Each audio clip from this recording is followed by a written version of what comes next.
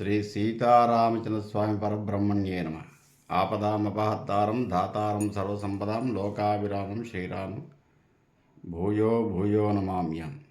భగవద్బంధులందరికీ కూడా శుభోదయం. శ్రీ విష్ణు సహస్రనామ స్తోత్రము వ్యాఖ్యలో భాగంగా ఇప్పటివరకు చెప్పుకున్నటువంటి శ్లోకాలని ఒకసారి అనుసంధానం చేద్దాం. ఇంతకుముందు చెప్పుకున్నటువంటి శ్లోకంలో ఆవర్తనో నివృతాత్మా సంవృత సంప్రవర్ధన అని చెప్పుకున్నాం.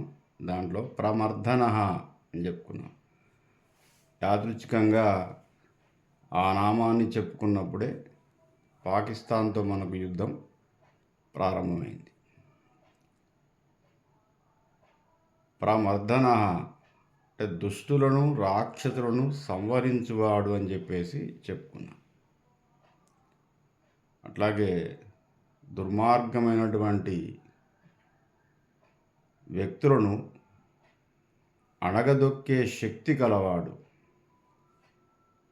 ఆ విధంగా ఏదో ఒక రూపంలో దుర్మార్గాన్ని అణచివేస్తాడు, ధర్మాన్ని రక్షిస్తాడు. అదేవిధంగా పాకిస్తాన్ ముష్కరులు చేసినటువంటి దుర్మార్గపు చర్యలను అణచివేసి ధర్మ సంస్థాపన కొంత జరిగింది. సరే, గత రాత్రి కాల్పుల విరమణ ఒప్పందం జరిగింది. కొంత ప్రశాంతత నెలకొంటుంది. సరే, ఇంకా శిక్ష పడాలి వాస్తవంగా. కానీ యుద్ధం ఏం చేస్తుందంటే సామాన్య జనజీవనానికి అంతరాయం కలుగుతుంది, ద్రవ్యోల్బణం పెరుగుతుంది, అశాంతి నెలకొంటుంది. కాబట్టి ఇరు దేశాలకు కూడా అది సమర్థనీయం కాదు. కాబట్టి ప్రపంచ దేశాలన్నీ కూడా శాంతి కాముక దేశాలని చెప్పుకొని మనం ప్రపంచంలోనే అత్యుత్తమమైన శాంతి కాముక దేశం ఏంటంటే భారతదేశం. కాబట్టి ఆ పేరు మనకుంది. దానివల్ల కాల్పుల విరమణ ఒప్పందం జరిగింది.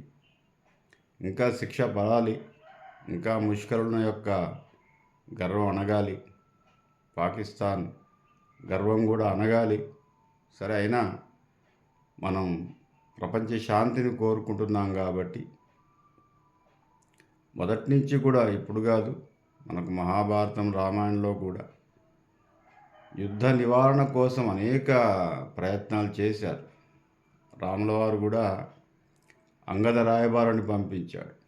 ఒరే నాయన, ఇప్పటికైనా నీ మనసు మారి సీతమ్మ వారిని వదిలిపెడితే యుద్ధం చేయకుండా నిన్ను క్షమించి వదిలేసి వెళ్ళిపోతామని చెప్పాడు. విభీషణ్తో చెప్పించాడు. కానీ అన్ని రాయబారాలు విఫలమయ్యాయి. చివరకు మాత్రమే యుద్ధం చేయవలసి వచ్చింది. అలాగే మహాభారతంలో సంజయ రాయబారం, శ్రీకృష్ణ రాయబారం ఎంతమంది చెప్పినా కానీ దుర్యోధనుడు వాడు వినలేదు. వినక రాజ్యమంతా సర్వనాశనం కావడానికి కారణమయ్యాడు. కాబట్టి యుద్ధం ఎప్పుడైనా కానీ అశాంతిని రేకెత్తిస్తుంది. సామాన్య జనజీవనం అతలాకుతలం అయిపోతుంది. కాబట్టి యుద్ధ విరమణ ఒక రకంగా మంచిదే అయినప్పటికీ మనసులో ఎక్కడో ఇంకా దుర్మార్గుణ్ణి ఇంకా శిక్షించాలి అనేటువంటిది ఉంది. కానీ మనం శాంతి కాముకులం మొదటి నుంచి కూడా. దుర్మార్గు ఎప్పుడైనా కూడా అధర్మ ప్రవర్తననే కలిగి ఉంటాడు. వాడి యుద్ధం కూడా అంతా అధర్మంగానే చేశాడు. మన సామాన్య ప్రజల మీద వాడు బాంబులు వేశాడు, వాళ్ళ ఇళ్ళని ధ్వంసం చేశాడు. ఒక 25 మంది సామాన్య ప్రజలు, మామూలు వ్యక్తులు చనిపోయారు. మన ఆర్మీ ఒక్కరిని కూడా చంపలేదు వాళ్ళ సామాన్య ప్రజలు. మనకు ఉగ్రవాదుల స్థావరాల మీద దాడి జరిగింది తప్ప ప్రజల్ని ఏమీ కూడా అనలేదు. యుద్ధ నీతి తెలిసిన వాళ్ళం మనం. కాబట్టి వాడికి యుద్ధంలో నీతి తెలియదు వాడికి. అన్ని అబద్ధాలతోటి, అనేక అబద్ధాలాడి వాడు చివరికి కాళ్ళ బేరానికొచ్చాడు. యుఎస్ అధ్యక్షుడు ట్రంప్ కాళ్ళ మీద పడితే ఆయన మధ్యవర్తిత్వంలో మనకు కాల్పుల విరమణ ఒప్పందం కుదిరింది. అయినా పహల్గామ్లో జరిగినటువంటి ఉగ్రదాడి చాలా చాలా బాధనీయం, శోచనీయం. ఆ దాడిలో పాల్గొన్న 4 టెర్రరిస్టులో 3 చనిపోయారని ఒక సమాచారం ఉంది. నిజంగా అది జరిగితే 28 మంది ప్రాణాలను బలిగొన్నటువంటి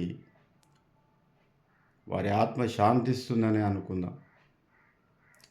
అయినా కానీ 75 సంవత్సరాలుగా ఇది పక్కలో బల్లెల్లాగా మనని ఇబ్బంది పెడుతూనే ఉంది. దీనికి శాశ్వత పరిష్కారం ఉండాలి, లేకపోతే మనం అభివృద్ధి చెందలేము. ఎప్పుడూ వీళ్ళ నుంచి కాపాడుకోవడంలోనే మన ప్రభుత్వాలు నిమగ్నమై ఉంటాయి. సరే, గతంలో చేసినటువంటి అనేక తప్పిదాలు ఉన్నాయి, గత ప్రభుత్వాలు చేసిన తప్పిదాలు ఉన్నాయి. కానీ దానికి మనం ఇప్పుడేమీ దాని గురించి ఆలోచించాల్సిన అవసరం లేదు. గతంలో ఏవో జరుగుతాయి. సమాజం అన్న తర్వాత, రాజ్యం అన్న తర్వాత కొన్ని ఒప్పందాలు ఉంటాయి, తప్పదు. కానీ ఆ తప్పిదాల వల్ల మనం ఏమైపోయిందంటే ఇక జీవితాంతం ఈ ముష్కరం నుంచి మనం తప్పించుకోవడమే సరిపోతుంది. కనుక దీనికి ఏదో శాశ్వత పరిష్కారం. భయంగా జీవించాల్సిన పరిస్థితి. బార్డర్లో, పాకిస్తాన్ బార్డర్లో, చైనా బార్డర్లో భయానకంగా ప్రజలు హాయిగా నిద్రపోయే పరిస్థితిని కల్పించలేదు.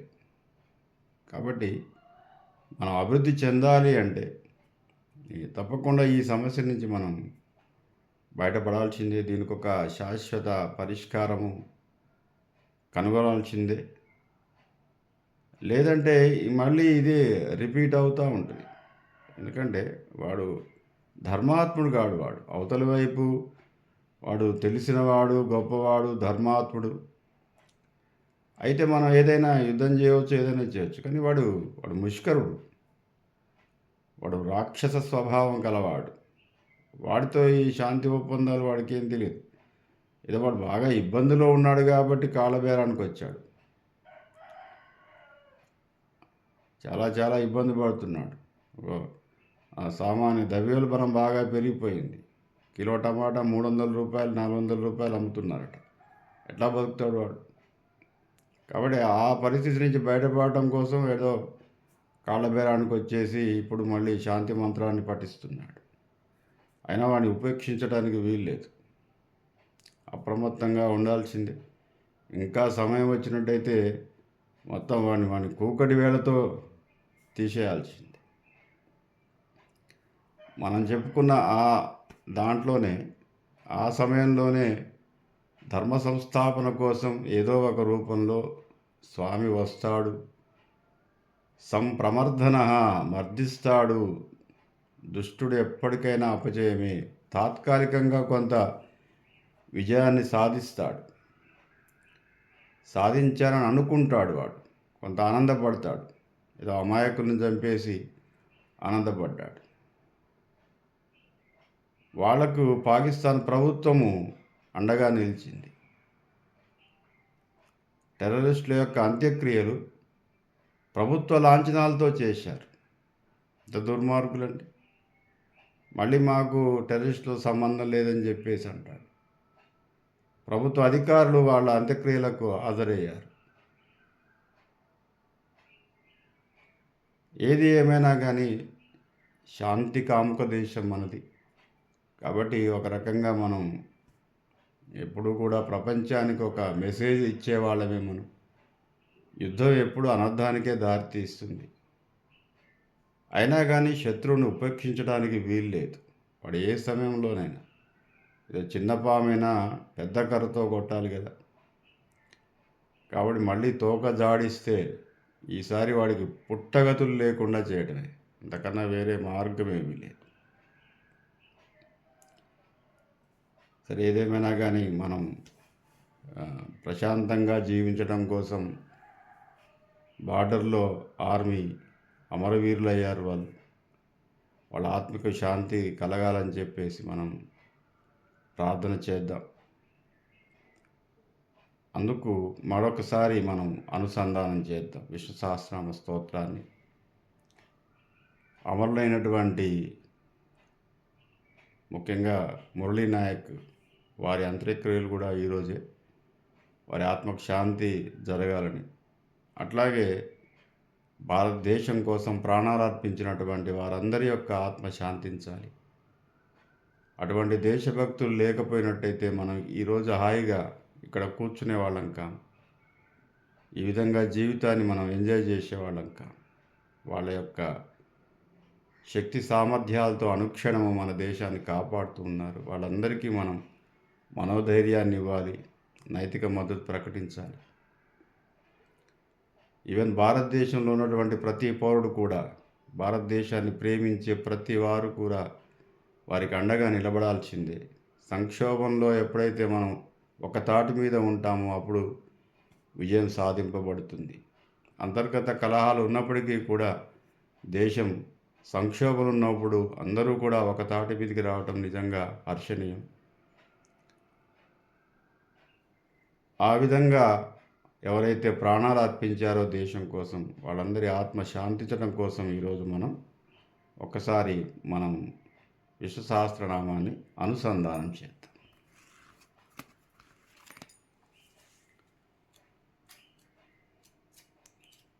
పూర్వపీఠిక నుంచి మనం చెప్పుకుందాం. ఓం శుక్లాం భరధరం విష్ణుం శశివర్ణం చతుర్భుజం ప్రసన్నవదనం ధ్యాయేత్ సర్వవిఘ్నోపశాంతయే. యస్యద్విరదవక్త్రాధ్యా పారిషద్ధ్యా పరశతం విఘ్నం నిఘ్నంతి సతతం విశ్వక్సేనం తమాశ్రయే.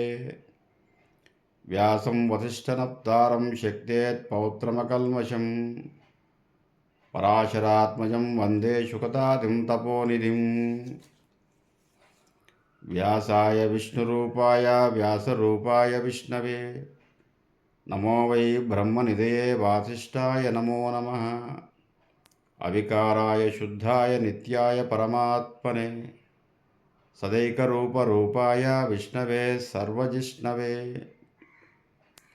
యస్య స్మరణమాత్రేణ జన్మ సంసారబంధనాత్ విముచ్యతే. నమస్తస్మై విష్ణవే ప్రభువిష్ణవే. కో ధర్మ సర్వధర్మాణాం భవతః పరమో మతః కిం జపన్ముచ్యతే జంతు జన్మ సంసారబంధనాత్. శ్రీభీష్మ ఉవాచ. జగత్ప్రభుం దేవదేవం అనంతం పురుషోత్తమం స్తువన్నామ సహస్రేణ పురుషः సతతో స్థితః. తమేవ చార్చయన్ నిత్యం భక్త్యా పురుషమవ్యయం ధ్యాయన్ స్తువన్నమస్యంచ యజమానత్తమేవ చ. ఓం నమో విష్ణవే ప్రభువిష్ణవే. శ్రీవైశంపాయన ఉవాచ. శ్రుత్వా ధర్మానశేషేణ పావనాని చ సర్వశః యుధిష్ఠిరः శాంతనవం పునరేవ అభ్యభాషతః. యుధిష్ఠిరోవాచ. కిమేకం దైవతం లోకే కిం వాప్యేకం పరాయణం స్తువంతకం కమర్చంత ప్రాప్నుయుమానవాః శుభం. అనాధినిధనం విష్ణుం సర్వలోకమహేశ్వరం లోకాధ్యక్షం స్తువన్నిత్యం సర్వదుఃఖాదిగో భవేత్. బ్రహ్మణ్యం సర్వధర్మజ్ఞం లోకానాం కీర్తివర్ధనం లోకనాథం మహద్భూతం సర్వభూతభవోద్భవం. ఏష మే సర్వధర్మాణాం ధర్మోధికతమో మతః యద్భక్త్యా పుండరీకాక్షం సవర్ణచ్చే నరः సదః. పరమం యో మహత్తేజ పరమం యో మహత్తపః పరమం యో మహద్బ్రహ్మ పరమం యః పరాయణం. పవిత్రాణాం పవిత్రం యో మంగళానాం చ మంగళం దైవతం దేవతానాం చ భూతానాం యో వేత్పితాః. యతస్సరాణి భూతాని భవంత్యాది యుగాగమే యస్మిన్ చ ప్రళయం యాంతి పునరేవ యుగక్షయే. तस्य लोकप्रधानस्य जगन्नाथस्य भूपते विष्णोर्नामसहस्रं मे शृणु पापभयापहम् यानि नामानि गौणानि विख्यातानि महात्मनः ऋषिभिः परिगीतानि तानि वक्ष्यामि पूतये विष्णोर्नामसहस्रस्य वेदव्यासो महर्षिः छन्दोऽनुष्टुप् तदा देवा भगवान् देवकीसुतः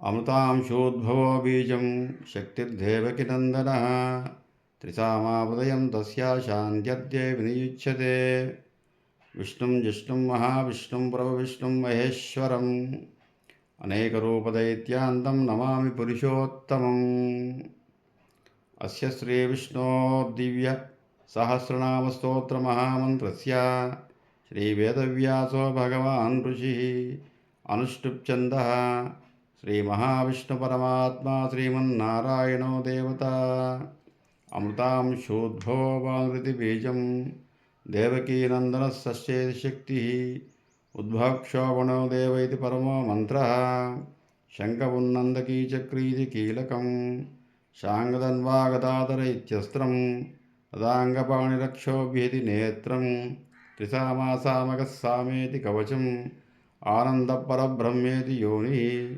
ऋतुस्वेशनकालिति दिग्बन्धः श्रीविश्वरूप इति ध्यानं श्रीमहाविष्णुकैङ्कर्यरूपे श्रीसहस्रनामजपे विनियोगः ध्यानम् क्षीरोदन्वत्प्रदेशे शुचिमनिविरसैकतै मौक्तिकानां मालाक्लुप्तासनस्थस्फटिकमणिनिभैः मौक्तिकै मण्डिताङ्गाः शुभ्रैरभ्रैरदभ्रैरुपरि विरचितैः मुक्तपीयूषवर्षैः आनन्देन पुन्यात् अरिनलगदा शङ्खपाणिर्मुकुन्दः भूपादौ यस्य नाभिर्य दशुरनिरच्छन्द्रसूर्यौ च नेत्रे कर्णावासाशिरोध्यौ मुखमपि दहनो यस्य वास्तेयमब्धिः अन्धस्थं यस्य विश्वं सुरनरगघो भोगि गन्धर्वदैत्यैः चित्रं रम्यते त्रिभुवनवंशं विष्णुमीशं नमामि शान्ताकारं भुजगशयनं पद्मनाभं सुरेशं विश्वाकारं गगनदशं मेघवर्णं शुभाङ्गं लक्ष्मीकान्तं कमलनयनं योगिरुद्धानगम्यं वन्दे विष्णुं भवभयहरं सर्वलोकैकनाथम् मेघश्यामं वेदकौसेवासं श्रीवत्साङ्गं कौस्तुभोद्भासिताङ्गं पुण्योपेदं पुण्डरीकायदाक्षं विष्णुं वन्दे सर्वलोकैकनाथं सशङ्खचक्रं सकिरीटकुण्डलं सफेदवस्त्रं सरसीरुहेक्षणं सहारवक्षस्थलशोभिकौस्तुभं नमामि विष्णुं शिरसा चतुर्भुजं हरिः ॐ विश्वं विष्णुर्वषट्कारो भूतभव्यभवत्प्रभुः भूतकृद्भूतबुद्भावो भूतात्मा भूतभावनः भूतात्मा परमात्मा च मुक्तानां परमागतिः अव्ययपुरुषस्साक्षी क्षेत्रज्ञो क्षर एव च योगो योगविदान्नेता प्रधानपुरुषेश्वरः नारसिंहो विश्रीमान् केशवः पुरुषोत्तमः सर्वशर्वशिवस्थाणो भूतादिर्निधिरव्ययः शम्भुः भावनो भर्ता प्रभुः प्रभुरीश्वरः स्वयंभूशम्भुरादित्यः पुष्कराक्षमहास्वनः अनादिनिधनो धाता विधाता धातुरुत्तमः अप्रमेयो ऋषिकेशः पद्मनाभोऽमरप्रभुः विश्वकर्मा मनस्पष्टा सविष्टः ध्रुवः अग्राह्यशाश्वतकृष्णो लोहिताक्षप्रवर्धनः प्रभूतश्रीकुन्धामा पवित्रं मङ्गलं परम् ईशानप्राणदप्राणो ज्येष्ठश्रेष्ठप्रजापतिः हिरण्यगर्भो भूगर्भो माधवो मधुसूदनः ईश्वरो विक्रमी धन्वी मेधावी विक्रमक्रमः अनुत्तमो दुरादर्शकृतज्ञकृतिरात्मवान् सुरेशशरणं शर्मा विश्वरेता प्रजाभवः अहः संवत्सरो व्याळः प्रत्ययः सर्वदर्शनः अजः सर्वेश्वरसिद्धः सिद्धिसर्वादिरच्युतः वृषाकमिरमेयात्मा सर्वयोगविनिस्मृतः वसुर्वसुनाः सत्यासं महात्मा संवितः समः अमोघपुण्डरीकाक्षो वृषकर्मा वृषाकृतिः रुद्रो भविशिरा बभ्रुः विश्वयोनिषु शिश्रवा अमृतशाश्वतस्थाणो वरारोहो महातपाः सर्वगः सर्वविद्भानु विश्वक्सेनो जनार्दनः वेदो वेदविदव्यङ्गो वेदाङ्गो वेदवित्कविः लोकाध्यक्षः धर्माध्यक्षकृताकृतः चतुरात्मा चतुर्यूह चतुर्द्रंष्टचतुर्भुजः भोजनं भोक्ता सविष्णुर्दगजातिजः अनघो विजयी जेता विश्वयोनि पुनर्वसुः उपेन्द्रो वामनप्रांशु अमोघशुचिरूर्जितः अतीन्द्रसङ्ग्रहः सर्गो धृतात्मा नियमो यमः वैद्यो वेद्यः सदा योगी विराह माधवो मधुः अतीन्द्रियो महामायो महत्सावो महाबलः महाबुद्धिर्महावीर्यो महाशक्तिर्महाद्युतिः अनिर्देश्यो श्रीमानमय्यात्मा महाद्रिदृत् महेश्वासो महीभत्ता श्रीनिवासः सताङ्गतिः अनिरुद्धस्वरानन्दो गोविन्दो गोविदाम्पतिः मरीचिर्दमनो अंसः सुवर्णो भुजगोत्तमः हिरण्यनाभस्वतः पद्मनाभप्रजापतिः अमृत्युः सर्वदुःखसिंहः संस्थानः सन्धिमान् स्थिरः अजो दुर्मशशास्ता विश्रुतात्मा सुरारिः गुरुतमो धामा सत्यः सत्यपराक्रमः निमिषो निमिषस्वग्रीवाचस्पतिरुदारथिः अग्रणी ग्रामिणी श्रीमान् न्यायो नेता समीरणः सहस्रमूर्धा विश्वात्मा सहस्राक्षः सहस्रपात् आवर्तनो निवृत्तात्मा संवृतः संप्रमर्दनः अहः संवर्तको वनिः अनिलो धरणीधरः।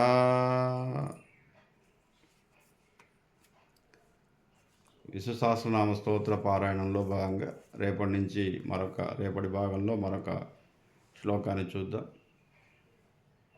భారతదేశం కోసం అమరులైనటువంటి జవాన్లందరికీ కూడా